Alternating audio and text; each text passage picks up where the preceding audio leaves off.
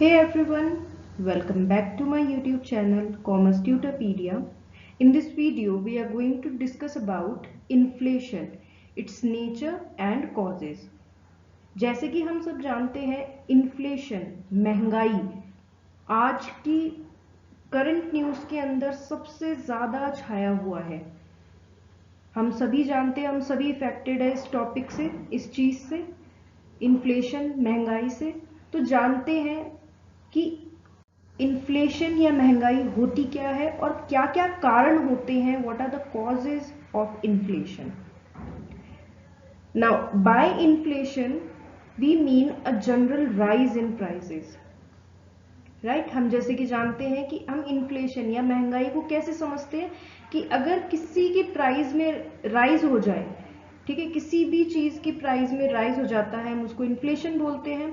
Now, inflation is a persistent rise in the general price level rather than a once for all rise in it.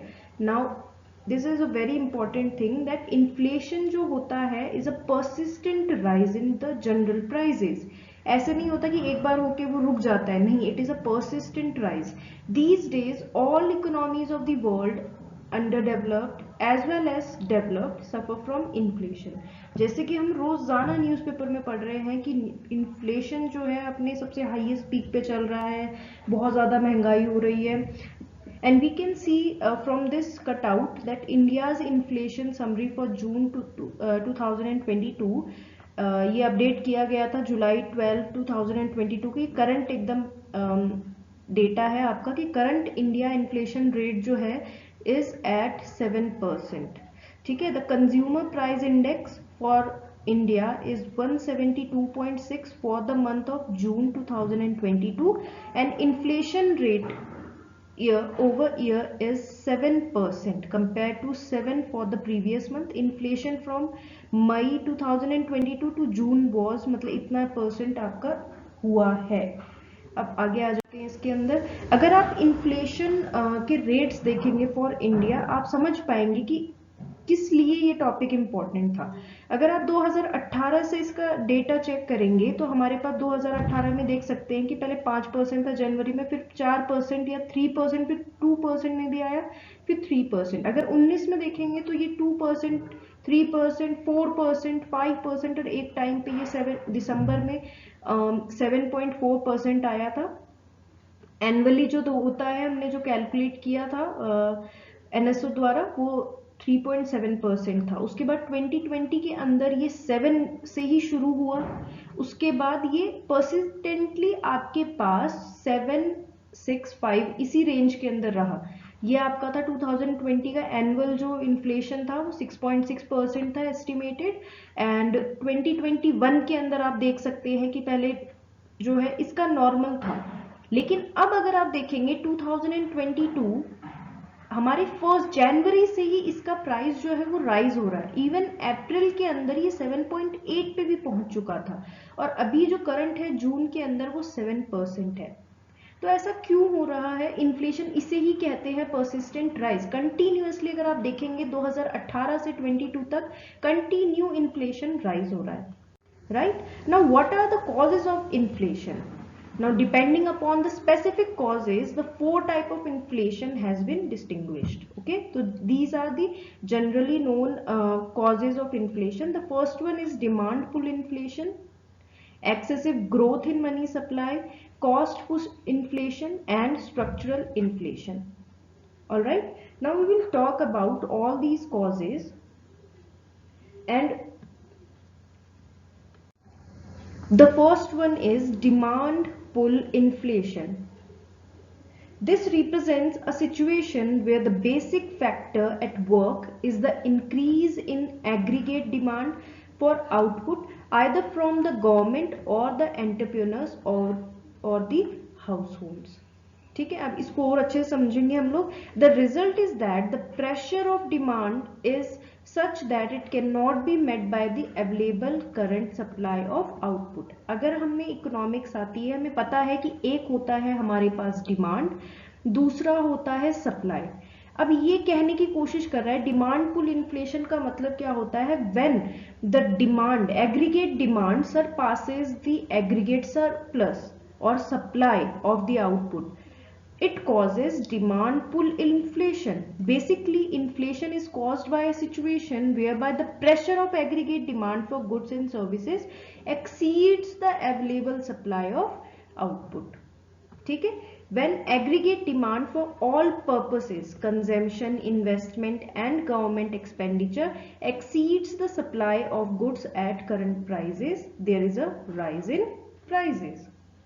ठीक है, अब मैं एक extra जानकारी आप लोग को देना चाहती हूँ कि कीन्स, जेएम कीन्स, जैसे कि हमने पढ़ा है, कीन्स जो होता है, in his booklet how to pay for the war, उन्होंने एक बुकलेट पब्लिश की थी, how to pay for the war.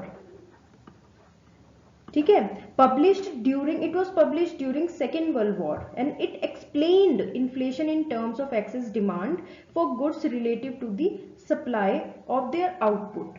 ठीक है, तो कहने का मतलब ये है कि पहली बार इस कॉन्सेप्ट का यूज कीन्स ने किया था. मैं यहाँ पे लिख देती हूँ आपको, कीन्स के द्वारा किया गया था. उन्होंने एक बुक पब्लिश की थी, एक बुकलेट पब्लिश की थी, how to pay for the war. ठीक है, और उसी में उन्होंने इस टॉपिक का सबसे पहले इस्तेमाल किया था कि यही रीजन होता है डिमांड पुल इन्फ्लेशन का, जब हमारे पास डिमांड इज इन एक्सेस, ठीक है, और सप्लाई उसके कंपैरिजन में कम है. तो ये एक बहुत ही अच्छी जानकारी है. अब हम आ जाते हैं अपने सेकेंड टॉपिक पे, सेकेंड कॉजेज के ऊपर, that is the excessive growth in money supply. ठीक है, अब excessive growth in money supply का मतलब क्या होता है वो हमें समझने की यहाँ पे जरूरत है. हमने अभी एक्सप्लेन किया Keynesian theory of demand pull inflation. ठीक है, अब हमें ये देखना है, अब इस थ्योरी को हम और क्या बोलते हैं, मॉनेटरिस्ट थ्योरी ऑफ इन्फ्लेशन. जो मॉनेटरिस्ट थे, इन्होंने एक्सप्लेन किया है the emergence of excessive demand and the resultant rise in price on account of the, उन्होंने किस तरीके से एक्सप्लेन किया है कि on account of increase in money supply in the economy. उन्होंने बोला है कि उसका मेन कारण इन्फ्लेशन का है, जब supply of money is increasing in the economy. To quote Friedman, inflation is always and everywhere a monetary phenomena and can be produced only by a more rapid increase in the quantity of money than in output. उनका कहना ये है कि अगर आप quantity of money को increase कर देते हैं आउटपुट के कंपैरिजन में, तो अपने आप ही क्या होगा, इन्फ्लेशन प्रोड्यूस हो जाएगा. इतनी बात हमारे समझ में आई. तो ये कहना चाह रहा है आपको, Friedman holds that when money supply is increased in the economy then there emerges an excess supply for real money balances with the public over the demand for money. That is true. This disturbs the equilibrium. Now to restore the equilibrium public will reduce the money supply balance. Right, now कहने का मतलब क्या है मेरा, कि जब ऐसा कुछ होता है, मनी सप्लाई इज इंक्रीज्ड, है ना, तो लोगों के पास क्या होता है, एक्सेस मनी होगा. अब वो होल्ड करना बंद कर देंगे, बल्कि उसको क्या करेंगे, इन्वेस्ट करेंगे. व्हेन दे आर इन्वेस्टिंग तो एक्सपेंडिचर बढ़ जाएगा.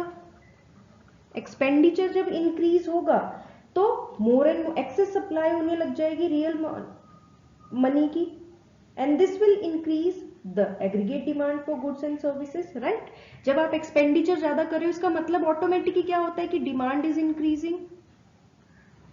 So this will automatically causes inflation. Now this is the meaning of excessive growth in money supply. Now let us come to the next cause. Now the next cause is cost pull inflation. ठीक है, cost push inflation. Now this happens if there is increase in cost independent of any increase in aggregate demand.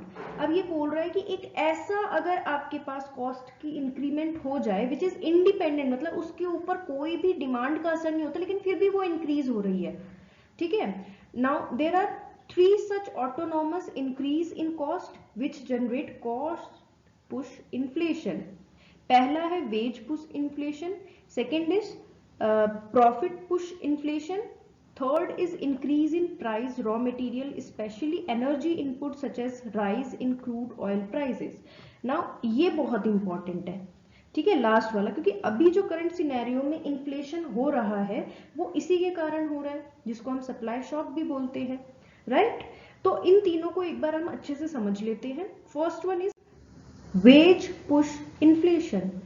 It says when trade unions push for higher wages, अगर trade unions बहुत strong है किसी country के and they are asking for higher wages which are not justifiable, they produce a cost push effect. The employers in a situation of high demand, क्योंकि उनको high demand की मतलब होती है उनको, and employment are more agreeable to conceive, कहने का मतलब वो एग्री हो जाते हैं, लेकिन वो इस बात से वो क्या करते हैं कि ये जो उनके ऊपर प्रेशर हुआ दे पास, और ये क्यों एक्सेप्ट करते हैं, they hope to pass on these rises in cost, जो उनको कॉस्ट राइज हो रही है वो क्या करते हैं, they passes it to consumers in the form of hike in prices. उनको कोई ज्यादा लॉस नहीं होता, लेकिन लॉस किसको होता है, कंज्यूमर्स को। प्रोड्यूसर्स जो है what they do is they rise the cost. Now the second one is profit push inflation. अब ये भी इसी तरीके से है हमारे पास कि अगर कोई प्रोड्यूसर जो है, कोई फर्म जो है which is working under monopolistic or oligopolistic conditions, which I will explain in next video, as a result charging higher prices from consumers. Now what they do is when the producers or the firms increase their profit margin from consumers, this also leads to inflation, and this inflation is known as profit push inflation, ठीक है। And the third one is rise in raw material prices or oil prices shocks. These are indirect effect. अगर आप देखेंगे इनमें से अगर किसी भी चीज में इंक्रीमेंट हो जाता है, now this is an indirect effect of supply shock and causes further rise in, अगर आप देखेंगे ऑयल प्राइसेस अगर इंक्रीज हो जाते हैं, ठीक है, अगर ऑयल प्राइसेस इंक्रीज हो जाते हैं, हर एक चीज जो कि ट्रांसपोर्ट हो रही है उनके प्राइस भी इंक्रीज हो जाएंगे, ठीक है। अल्टीमेटली कंज्यूमर्स के लिए क्या हो जाएगा, वो प्राइस राइज कहलाएगा। हर एक चीज जो इस चीज से रिलेटेड है, जिसमें ऑयल यूज होता है, उन सब के दाम बढ़ जाएंगे, राइट, क्योंकि कोई भी सब उसको पास करते हुए जाते हैं, ठीक है, किस वे में, प्राइस हाइक करके, क्योंकि उनको भी अपना मार्जिन तो बना के रखना है, किसी भी जो भी प्रोड्यूसर है, कोई भी रिटेलर है, उनको बना के रखना होता है, राइट। तो अभी यही हो रहा है, क्योंकि क्रूड ऑयल प्राइसेस आर मतलब बहुत हाई, $100 पास कर चुके हैं वो, तो इसी वजह से है। अब हमारे पास जो लास्ट इन्फ्लेशन का जो था फॉर्म, वो था structuralist inflation. This explain inflation in the developing countries. The structuralist argue that increase in investment expenditure and the expansion of money supply to finance it are the only proximate and the not the ultimate factor responsible for inflation in the developing countries. Now it means to say that जब हमारे पास किसी structure को बढ़ाने के लिए increase किए जाते हैं इन्वेस्टमेंट एक्सपेंडिचर, तो उससे क्या होता है, एक्सपेंशन होता है मनी सप्लाई का। जब भी मनी सप्लाई का होता है तो it is an indirect cause of inflation in the developing countries. I hope ये सारे के सारे आपको क्लियर हो। Now let us discuss what is causing inflation in 2022, ठीक है। तो अब मेजर कॉजेस क्या हैं अगर अभी की बात करें इन्फ्लेशन कॉज्ड होने की। So the first one that I got is the Ukrainian war. हमें सबको पता है कि यूक्रेन और रशिया के बीच में वॉर चल रहा है। तो ये एक बहुत ही प्रूवन थ्योरी होता है कि ऐसे एरियाज जहां पर कोई भी अनरेस्ट होता है, वहां पे प्रोड्यूस होने वाली कोई भी चीज, जैसे कि अगर हमें पता है रशिया ऑयल एक्सपोर्ट करती है एंड यूक्रेन जो है कॉर्न एंड व्हीट, तो ऑटोमेटिक क्या होंगे, इनके प्राइसेस इंक्रीज हो जाएंगे हमारे पास, and that's what we are seeing, right. अगला है हमारे पास सोरिंग एनर्जी प्राइसेस। अगर हम डेटा और फैक्ट्स के ऊपर देखते हैं तो energy prices in the last year और in the current situation has increased up to 34%, and if you'll see the increase in the gas prices, it is 49%. ठीक है, so this is also ultimately causing inflation. Third is demand outstripping supplies, that we have already discussed. Fourth is the consumer prices, that has also gone up. Now if the prices of oil are increasing, it will definitely cause consumer prices to increase, right? Now Federal Reserves, हमें पता है Federal Reserves पे जो interest rate है that has been, उसके ऊपर बढ़ा दिया गया है, तो वो भी एक बहुत इंपॉर्टेंट चीज है हमारे पास. And trillions as stimulus money. अब इसको अगर फेडरल रिजर्व पे ये इंटरेस्ट बढ़ा दिया गया तो इसका मतलब क्या है कि अब लोगों ने यहाँ पे इन्वेस्ट करना थोड़ा सा कम कर दिया है, and they are selling, they are purchasing वहाँ के स्टॉक्स, राइट, ताकि उनको रिटर्न्स ज़्यादा मिलेंगे. And the last one is trillions as stimulus money. Now as we have seen during the COVID-19 pandemic, government from all over the country flooded trillions of dollars into the system to keep the global economy moving. अगर हम data देखें तो United state alone injected about $5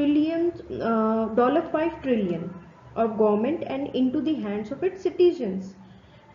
और इससे क्या होता है, when government print money, जब गवर्नमेंट प्रिंट करती है मनी को, तो उसकी जो वैल्यू होती है करेंसी की it डीवैल्यूएट्स.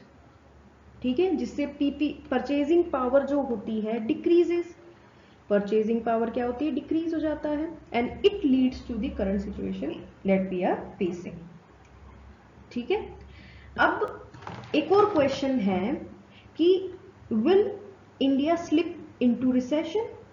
Now, according to Finance Minister Nirmala Sitharaman, responding to the debate on price rise in Lok Sabha, she has cleared it that India won't slip into recession. What I've said? India won't slip into recession. Now what she has said is, the pandemic second wave of COVID, Omicron, Russia, Ukraine, in spite all of this, India have held inflation at 7% or below. Okay, and the prices of edible oils have corrected sharply following steps taken by the government. Food inflation is coming down in the world and it will come down in India also. And she has also cleared that India has enough forex reserves and remain the fastest growing economy. So there is no question of getting India into stagflation or recessions. And India's economic fundamentals are perfect. She has cleared it. So I hope I have answered every questions that must be needed. अगर आपको ये video helpful लगती है, अगर मैंने आपके सारे questions के आंसर किए हैं इस वीडियो के अंदर, then I would request you all to like, share and subscribe commerce Tutorpedia. Thank you guys.